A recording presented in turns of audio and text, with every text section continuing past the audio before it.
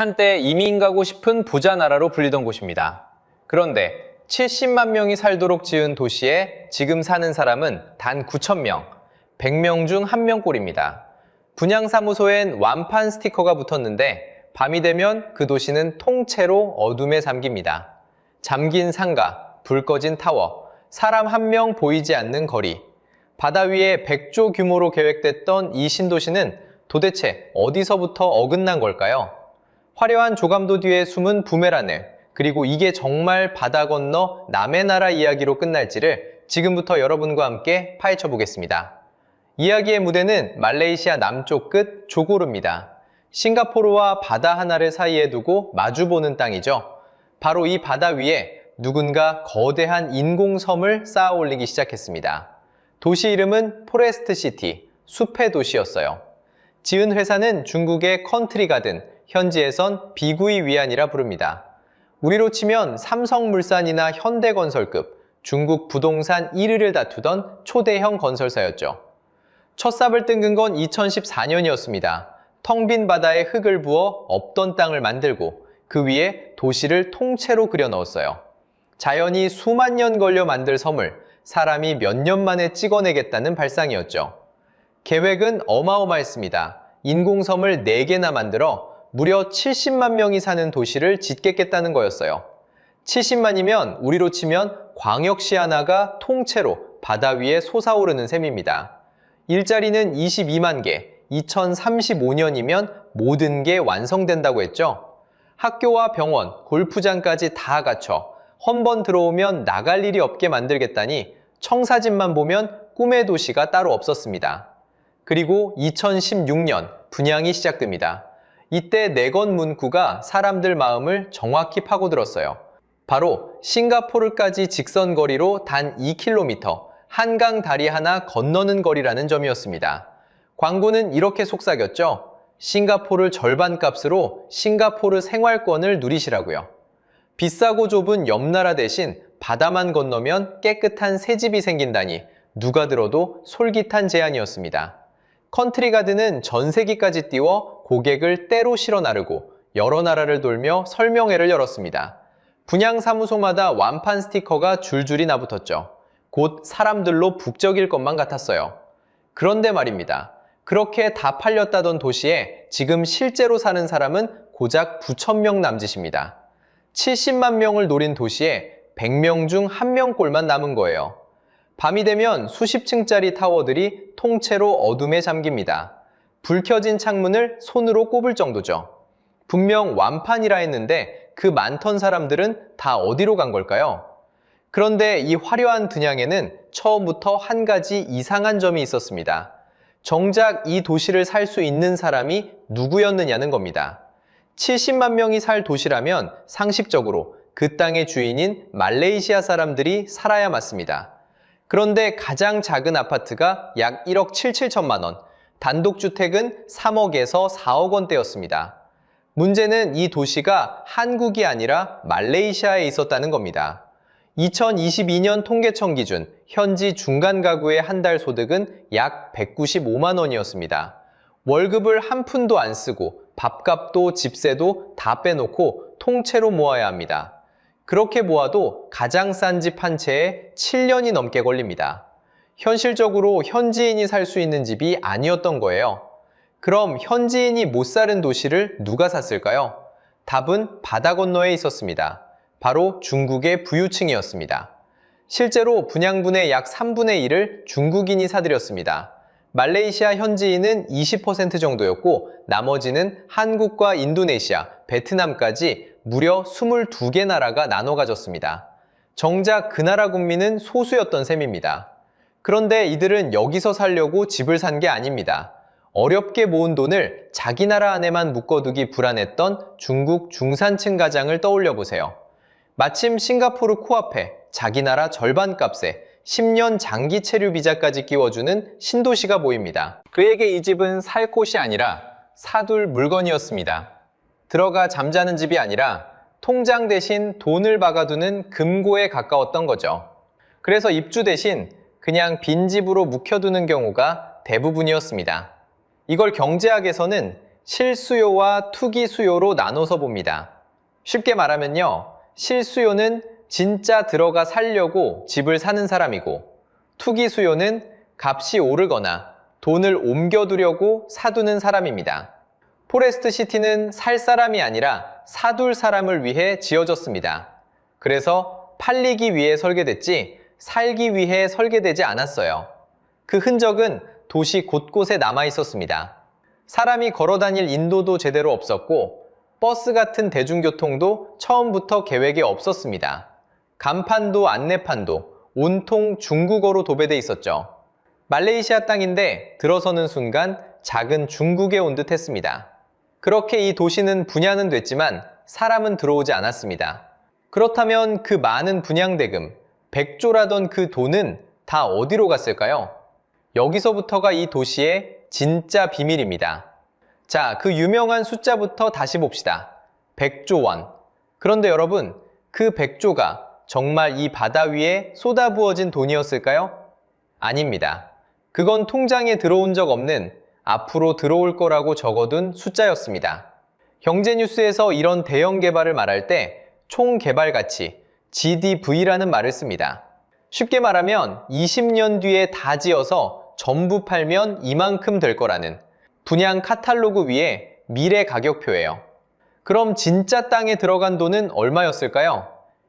2023년까지 실제 투입된 건 약 5조에서 6조 원 선에서 멈춰 있었습니다. 100조라는 간판 뒤 부어진 콘크리트 값은 그 일부에서 멈춘 거죠. 여기서 핵심은 왜 그 돈이 더 안 들어왔느냐는 겁니다. 답은 분양받은 집 딱 한 채를 따라가 보면 선명해집니다. 가장 작은 아파트 한 채, 약 1억 7천만 원. 계약금까진 잘 갑니다. 그런데 이 도시 분양돈의 약 3분의 1을 사들인 건 바다 건너 중국 큰손들이었습니다. 그 부자가 잔금을 보내려고 통장을 여는 순간 보이지 않는 벽에 부딪힙니다. 중국은 개인이 1년에 해외로 보낼 수 있는 돈을 묶어뒀습니다. 연간 5만 달러, 약 6,600만 원. 이걸 자본 통제라고 부릅니다. 나라가 돈이 밖으로 새는 걸 막으려 송금에 빗장을 건 겁니다. 자, 직접 계산해 보세요. 집값은 1억 7천만 원인데 1년에 붙일 수 있는 돈은 6,600만 원. 한도를 꽉 채워 보내도 집값 절반에 못 미칩니다. 잔금 다 치르는 데만 두세 해가 걸려요. 그러니 희한한 일이 벌어집니다. 계약서상으론 분명 팔린 집인데 잔금은 안 들어오고 공사도 더디고 사람도 안 들어와 삽니다. 완판인데 돈도 사람도 안 도는 회전문이었던 거죠. 결국 100조는 처음부터 착시였습니다. 빗장 걸린 송금 한도를 지나는 순간 실제 도착한 돈은 그 일부에서 멈춰버린 겁니다. 그런데 가늘어진 이 돈줄에 이번엔 바깥에서 충격이 날아듭니다. 그것도 한 방이 아니라 도미노처럼 줄지어서 말입니다. 그래도 중국 큰손이 그렇게 많았는데 왜 한순간에 멈췄을까요? 4번의 충격이 도미노처럼 도시를 덮친 겁니다.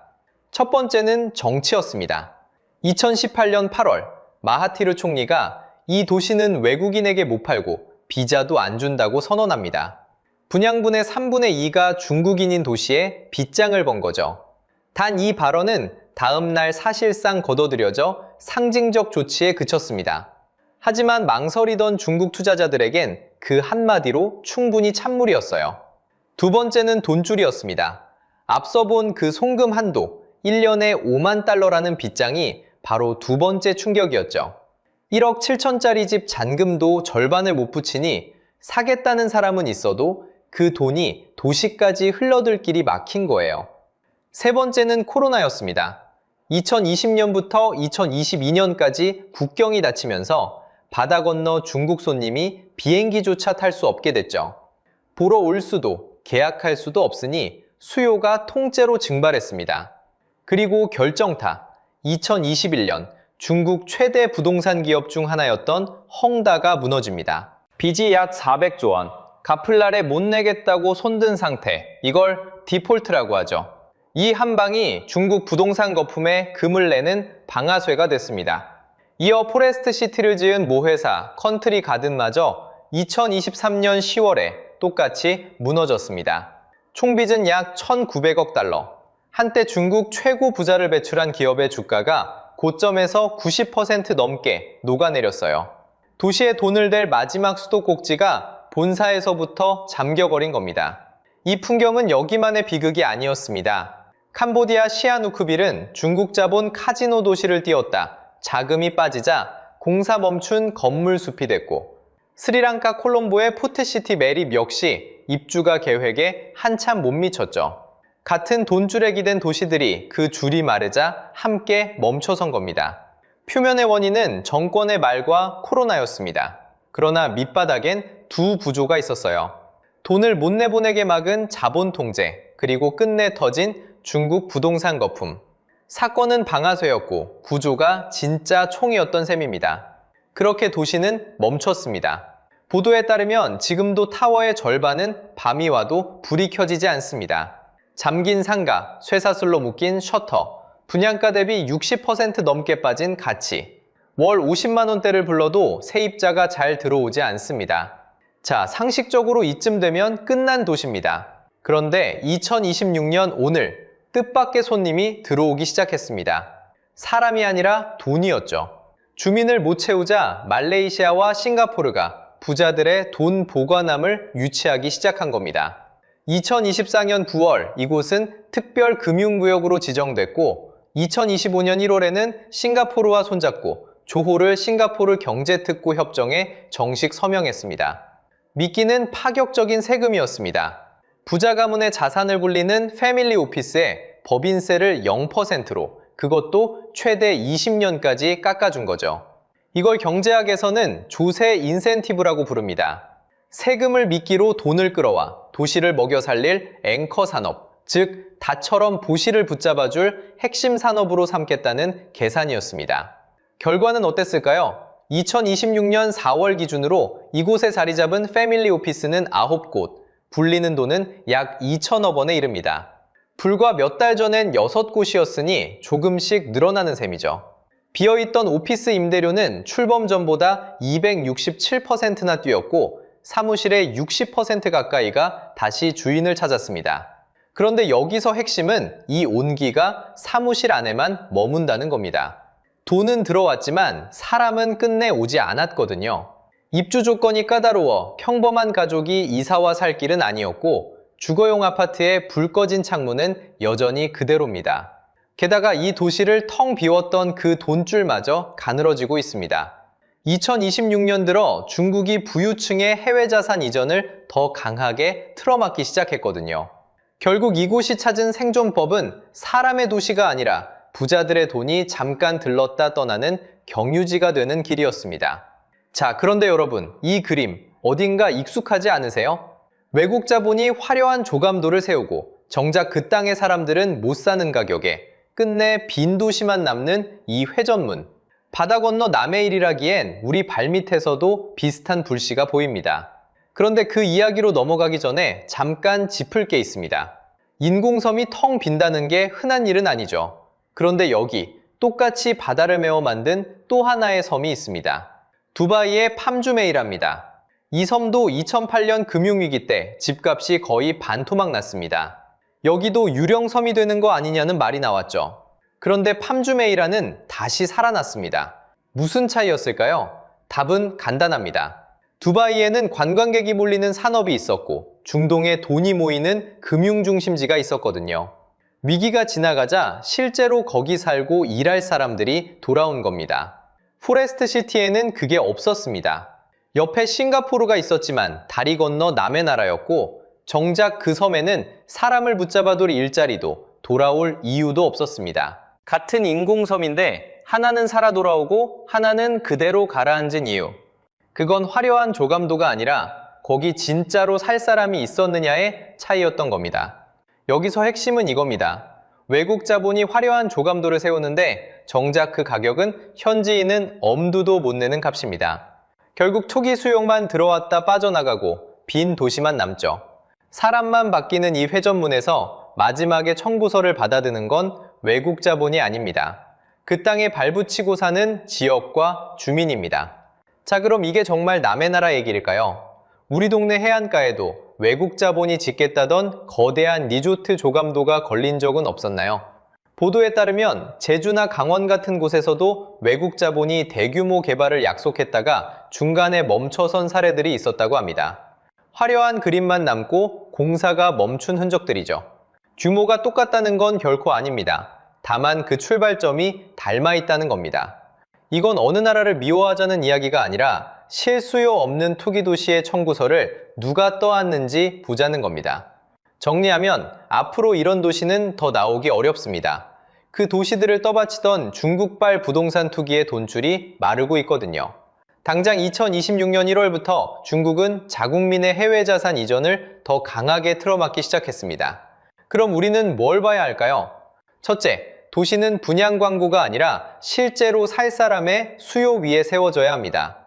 둘째, 길과 일자리 같은 인프라가 건물보다 먼저 깔려야 합니다. 셋째, 한쪽 나라의 자본에만 기대면 그 나라가 흔들릴 때 도시도 같이 무너집니다. 자, 여러분 차례입니다. 여러분이 사는 동네에도 외국 자본의 대규모 개발 이야기가 있었나요? 잘 됐는지 멈춰섰는지 어떻게 보시는지 댓글로 꼭 들려주세요. 다음 영상에서는 또 다른 유령 도시 이야기를 가지고 오겠습니다.